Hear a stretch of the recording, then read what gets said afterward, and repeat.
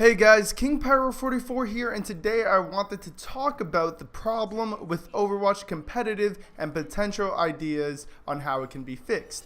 But before we get into the video, I want to give a huge thanks to everyone that subscribed to the channel and watched the videos and comment and leave likes. We just hit 100 subs and I'm super hyped. Thank you guys so much. I'm looking forward to continue making fun, informative content for you guys like hero guides, patch notes, the Road to Master series, and even some other videos on other video games. Okay, let's get started. We are deep into Season 5 of Overwatch Competitive with only 25 days left in the season, and I think everyone has a good idea of how this season has gone.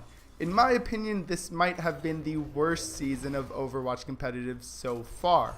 But why, you ask? Well, let's start off with the amount of levers, trolls, and smurfs that have increased substantially, and this of course is expected with a ton of new players coming to Overwatch and some of the older ones buying new accounts, which, don't get me wrong, is great. I love the fact that Overwatch is growing. That's awesome. But like I said, because of this, it is expected that a percentage of the new players will come in with a trolley lever attitude, and some of the smurfs won't care if they lose because it's not their main account, which I think is also trolling. This is by far one of the hardest problems to fix because of the sheer number of players and games played every day, and for the system to pick out the levers that left games on purpose and the players that get reported for actually trolling, not just because their friends thought it would be funny to report them.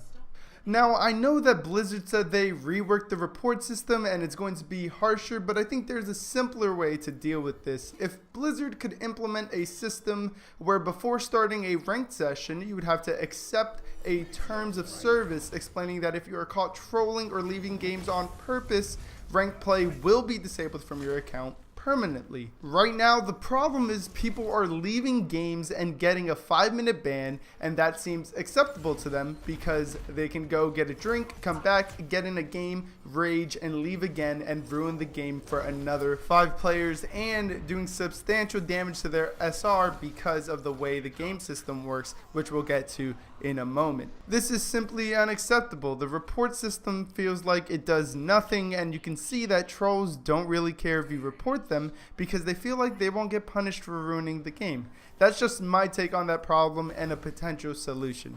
The next problem in Overwatch Competitive is the way SR is gained and lost.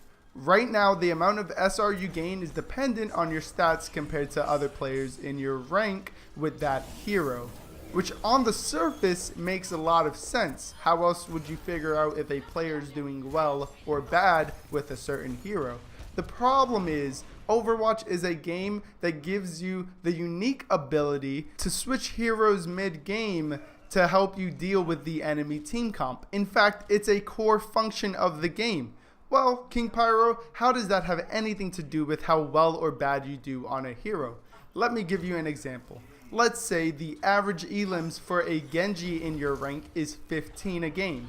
You play Genji and you're crushing it. You're slashing and dashing through your opponent and you have 6 elims in the first couple of minutes. But then the enemy switches to a Winston Zarya combo and they kill you enough times to force you to switch to a Reaper to deal with the tanks. Now, we said that the average elims for a Genji in your rank is 15, but you finished with 6 because you had to switch to Reaper. Even if you win the game, the system thinks that you underperformed as Genji because you had less than half the average for your rank. Now, is that fair?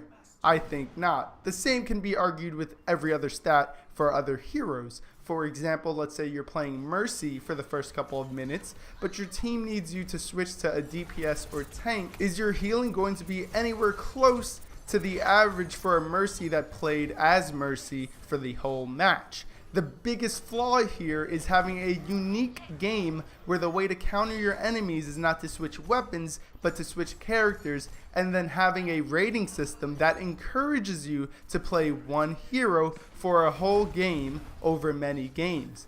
This leads to players maining a hero like Mercy or Hanzo or whatever they're good at, and then people get mad at other players because they're not flexible. But I do have a solution. One thing that I have asked many people, and they agree with me on, is having the SR gain and losses be locked at a certain number. For example, we'll use 25, with very small additions and subtractions based on a player's overall play during the match.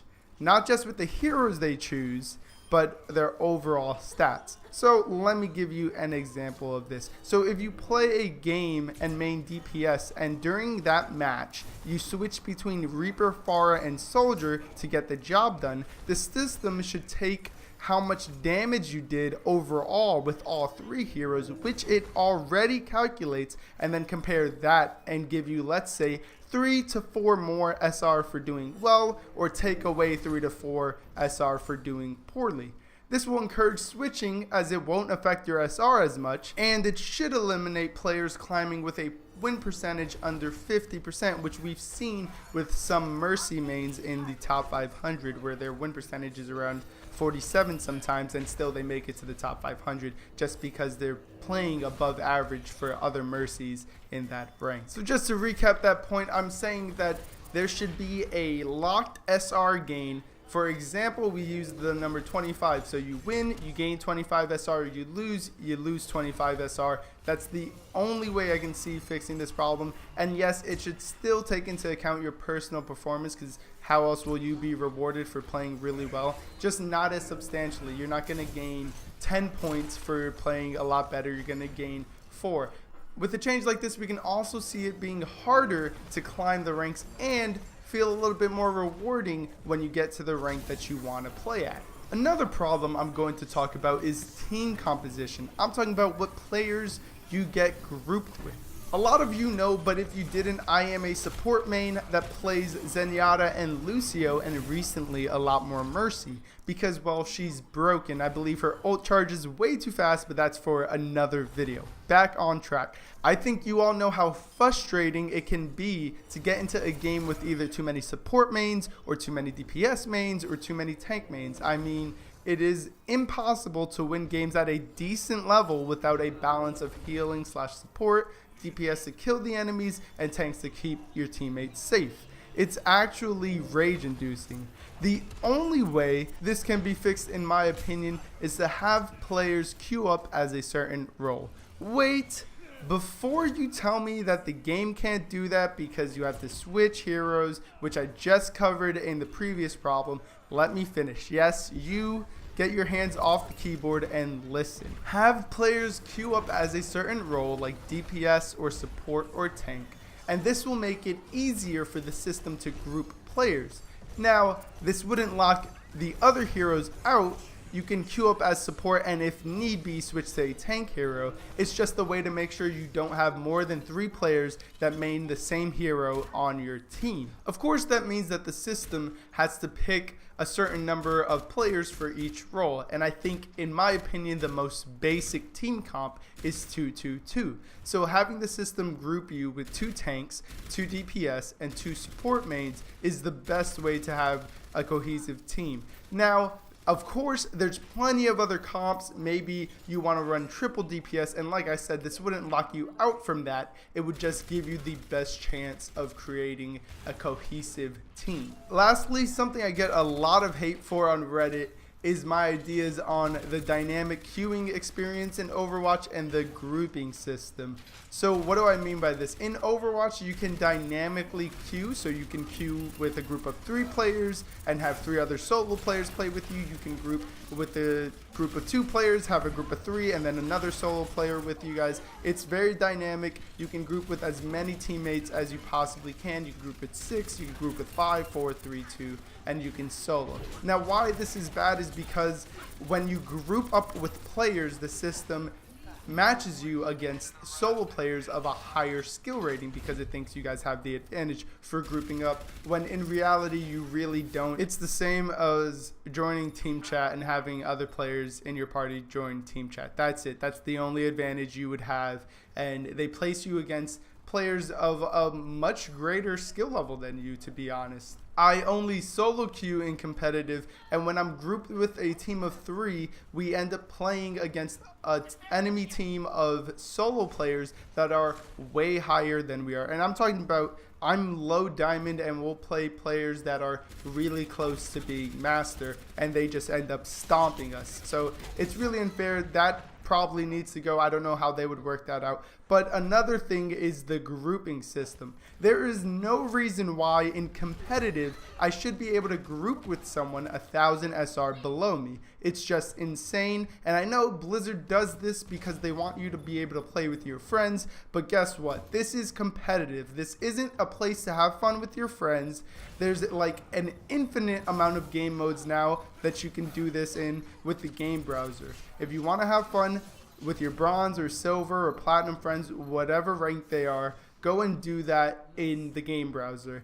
The 500 SR difference I like. It's way better, and I think it should be applied to all ranks, not just master and above. But that's just me. Again, I get a lot of hate on Reddit for that. Everybody's like, oh, that sucks, what's the point? Everybody from bronze to diamond is basically the same level, and that's not true at all. The level play between a bronze, silver, gold player and a platinum, diamond player is not the same at all, so there shouldn't be the ability to group up with them. So we've reached the end of the video, and you may be asking, King, why did you make this video? And it's because, like everyone else who makes videos like this, I honestly love Overwatch. I think the game is great, the lore is captivating, the heroes are fun and exciting to play, and I want to see it thrive as an esport. But to do that, its competitive system has to be as perfect as possible, and it's not there yet. And the players, man, some of the players that I have played with in the past week should be stripped of internet access, man. It's horrible. They say the craziest things in chat with like no disregards to how other people feel or anything. It's ridiculous, to be honest. In the comments down below, let me know your thoughts on the subject. Do you agree with me? Do you disagree with me? And why? If you haven't yet, I would love for you to subscribe to the channel and be part of this awesome community. And if you liked the video, leave a like. I'm King Pyro 44, and I'm out of here. Peace.